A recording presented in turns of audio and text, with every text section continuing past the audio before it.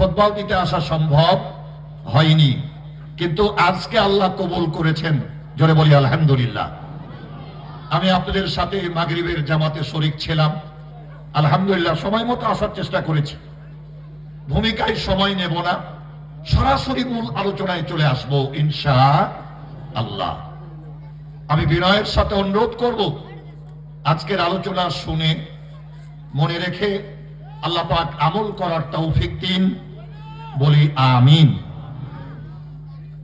চোখের গোড়ায় পানি জমাতে হবে। বিশ্ব নবী বলছেন লিওয়াজহিল্লাহ লিখাসিয়াতিল্লাহ, এ আমার উম্মতেরা শোনো, যে মুসলমান নরনারীর চোখের গোড়ায় জীবনের তরে একটা ফোঁটা পানি জমে যায়, লিওয়াজহিল্লাহ লিখাসিয়াতিল্লাহ, একমাত্র আল্লাহর ভয়ে, ওই চোখ কোনদিন জাহান্নামে যাবে না। বিশুদ্ধ হাদিস।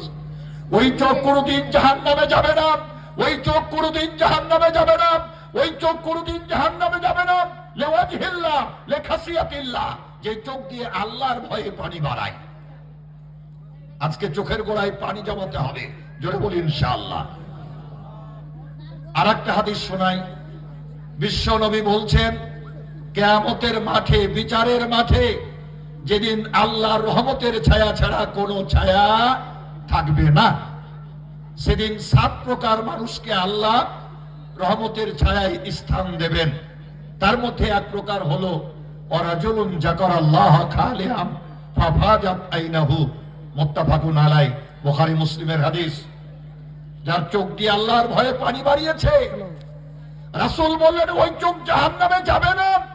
আর এক হাদিসে আসছে যে ওই লোকটিকে আল্লাহ আর কিয়ামতের মাঠে রহমতের ছায়ায় স্থান দেবেন। জোরে বলি আলহামদুলিল্লাহ। আমি সরাসরি মূল আলোচনায় চলে আসি। हर जर्रा से उठने को आई फिर फितनाए तातार, नाजू खाए वक्ते बहुत ऐ कौम, खबरदार खबरदार खबरदार।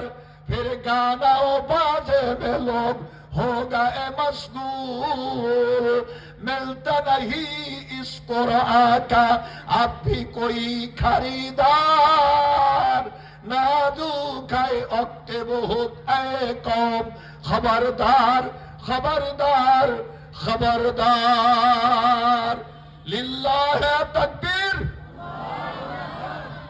আল্লাহু আকবার, মানে আল্লাহ বড়, আল্লাহ মহান। এ কথা বলতে কোন মুসলমানের আপত্তি আছে? তাহলে তাকবীর আওয়াজ এত দুর্বল কেন? হাদিস শুনেন, রাসূলুল্লাহ জোরে বলুন সাল্লাল্লাহু আলাইহি সাল্লাম, তিনি বলছেন তাকবীরাতুন ওয়াহিদাতুন খায়রুম মিনাদ দুনিয়া ওয়া মা ফিহা। কোন মুসলমান সেও জবানে একবার যদি বলে আল্লাহু আকবার, এর প্রফিট, বেনিফিট, নেকি, লাভালাভ, বিশ্ব নিয়ন্ত্রণ আল্লাহ সুবহানাহু ওয়া তাআলা যা দিবেন, নবী বলছেন तमाम পৃথিবী এবং তার মধ্যে যা আছে তাই একদিকে দিলেও একবার আল্লাহু আকবার বলার সমান হবে না। হাদিসটা আবার পড়ি শুনুন, তাকবীরাতুন ওয়াহিদাতুন খায়রুম মিনাদ দুনিয়া ওয়া মা ফিহা। তাকবীরের আওয়াজটা একটু জোরে দিতে হবে। আর ঘুমায় না নয়ন মেলে অলসতার জালে, এমনি করিয়া সব কিছু তোর চলে গেল রসা তলে, আলস্য জড়তা করি পরিহার, জাগো দেখি একবার, সময় ভীষণ কঠিন এখন, হে মুসলিম হুঁশিয়ার হুঁশিয়ার। তাকবীরের ওই বজ্র নিনাদে কাঁপাও বিশ্ব দুর্বিমান, তুমি যে খালিদ তারিকি মুসা, তুমি আলী হায়দার, সময় ভীষণ কঠিন এখন, হে মুসলিম হুঁশিয়ার হুঁশিয়ার। লিল্লাহ তাকবীর, নারে তাকবীর। কোরআন হাদিস যেখানে, আল্লাহ রাসূল যেখানে, শিরক বেদাত যেখানে, ভণ্ড ফকির যেখানে, গাজাওয়ালা যেখানে,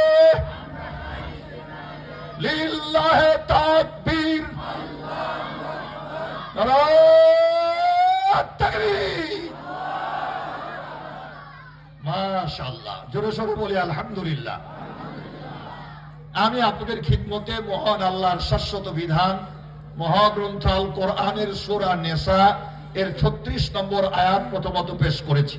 অন্যত্র আরেকটি আয়াত পড়েছি, 3টি হাদিস সনদ সহকারে পেশ করেছি। আজকের স্বাস্থ্যসর আল্লাহ পাক শামিলে হাল বানিয়ে দিন। জোরে বলি আমিন। আরো জোরে বলি আল্লাহুম্মা আমিন। ইন্তেজামিয়া কমিটির অনুরোধ, আমার আলোচনার বিষয় পিতামাতার খেদমত। এই বিষয় নিয়ে বলার জন্য বারবার আমার কাছে বলেছেন, আমি সেটাকে কেন্দ্র করেই আয়াত পেশ করেছি। যেহেতু মসজিদের সভা, এজন্য 2-3 মিনিট মসজিদের উপরে একটু কথা বলেই আমি আমার মূল আলোচনায় চলে আসবো ইনশাআল্লাহ। পৃথিবীর সর্বপ্রথম ঘর কোনটা?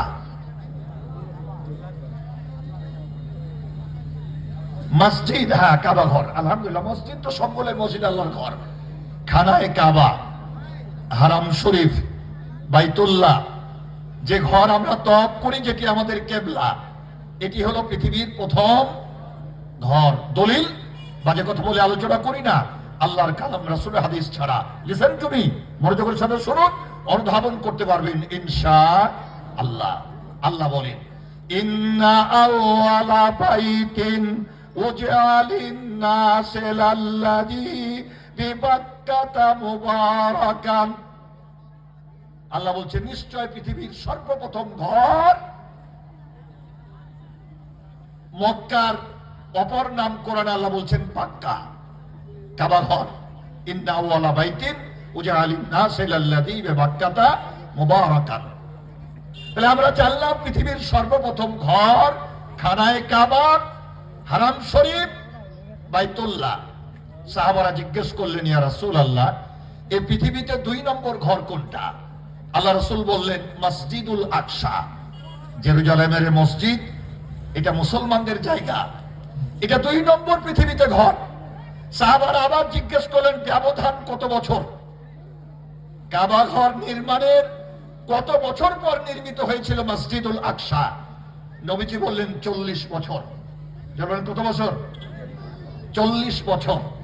আমাদের প্রিয় নবী 13 বছর নবুয়তির দায়িত্ব পালন করেছিলেন মক্কায়। এরপরে মদিনায় হিজরত করে প্রথম যে কাজটা করেছিলেন, একটা মসজিদ নির্মাণ করেছিলেন। সে মসজিদটির নাম মসজিদে কোবা। মসজিদে কোবা, এটা নবীর হাত, আমাদের নবীর হাতের প্রথম মসজিদ, মসজিদে কোবা। 2 নম্বরে মসজিদে নববী। মসজিদে কোবার প্রবেশ পথেই ডান দিকে লেখা আছে, হাদিসটা যারা হজ উমরা করেছেন দেখেছেন, আগামীতে যারা যাবেন তারা মেহেরবানি করে আমল করবেন। বিশ্ব নবী বলছেন, মসজিদে কোবায় ওযু করে এসে 2 রাকাত নফল সালাত যদি কেউ আদায় করে, তাহলে একটা কবুল উমরার নেকি আল্লাহ পাক তার আমলনামায় দান করবেন। কয়েক লাখ টাকা খরচ হয় উমরা করতে, কদিন সময়ও লাগে। তারপরে যদি কবুল হয়, তাহলে যে নেকি মসজিদে কোবায় 2 রাকাত সালাত আদা করলে সমান নেকি। এরপরে আমাদের নবী নির্মাণ করলেন মসজিদে নববী।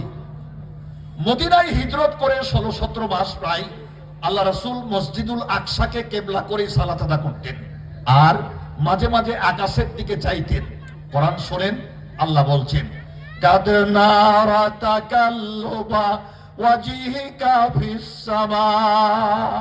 নবী গো, তুমি কেন আকাশের দিকে চাও? আমি আল্লাহ তা ভালো করে জানি।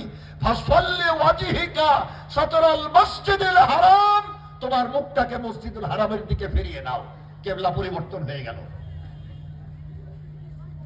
মসজিদের সংক্ষিপ্ত একটা ইতিহাস 2-3 মিনিট শোনালাম। এরপরে আমি আমার আয়াতে আসি। ফজিলতটা বলে দেই, সহিহ বুখারীতে একটা হাদিস আসছে, আল্লাহ রাসূল বলছেন, কোন মুসলমান যদি খড়কুটা দিয়া পাখির বাসার মতো, পাখির বাসা যেমন খড়কুটা দিয়ে বানায়, মসজিদ যদি খড়কুটা বেড়া দিয়ে বানায়, টালি দিয়ে এত সুন্দর মসজিদ করেছেন আপনারা, এটা তো আলহামদুলিল্লাহ খুব ভালো হয়েছে। কিন্তু যদি সেটা নাও পারে, পাখির বাসার মতো খড়কুটা দিয়েও বানায়, বিনিময়ে আল্লাহ তাকে জান্নাত দিবেন। শুধু জান্নাত না, জান্নাতে সোনার বালাখানা দিবেন। জান্নাতে যে ঘর দিবেন আল্লাহ, হাদিসে আসছে একটা ইট হবে সোনার, আর একটা ইট হবে চাঁদির, জাফরান দিয়া জমাট দেওয়া। সিমেন্ট বালির কোনো কারবার জান্নাতে নাই। 2 লাখ টাকার উপরে ভরি সোনা। চিন্তা করেছেন? 1 ভরি সোনা জীবনে স্ত্রীকে ছেলে মেয়েকে কিনে দিতে পারেননি, আর জান্নাতে সোনার ঘরের মধ্যে থাকবেন যদি মসজিদ নির্মাণ করতে পারেন। এবারে আসুন আয়াতে আসি। ওয়াবুদুল্লাহ, ইবাদত করতে হবে একমাত্র আল্লাহ। জোরে বলেন কার? আরো জোরে বলেন কার?